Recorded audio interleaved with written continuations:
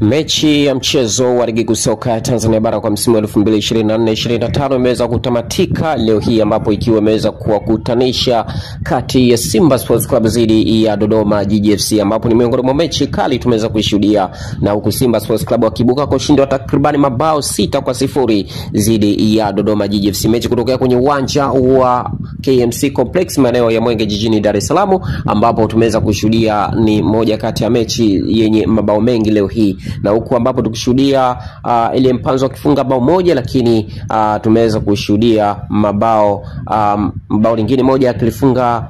Mkwala, lakini mabao mawili yakifungwa Jean Charles Ahoua, mabao mawili yakifunga Kip Dennis, na hivi basi moja kwa moja mechi kitamatika ndani ya dakika 90, na huku Simba Sports Club akifaidika kupata alama takribani 3 na mabao 6, na huku akifikisha alama takribani 57 wakiwa kwenye nafasi ya pili kwa mechi 22 wakicheza, huku wakiwa wameweza kutanguliwa na Yanga Sports Club ambao wakiwa na alama takribani 58. Je, ni kipi kitakachoweza kutokea? Hadi hivi sasa mambo ni mazito zaidi, na huku kila timu ikiwa inapambana zaidi ili kuweza kufanikiwa kujiweka kwenye nafasi ya kwanza kati ya Yanga dhidi ya Simba Sports Club, na hivi basi hapo ndio unaona kabisa ushindani umekuwa ni mkubwa sana. Kikubwa tukwambie tu, hii ni mechi ya ligi kuu soka Tanzania bara kwa msimu 2024-2025, mechi kutokea kwenye uwanja wa KMC Complex maeneo ya Mwenge jijini Dar es Salaam leo hii kati ya Simba Sports Club dhidi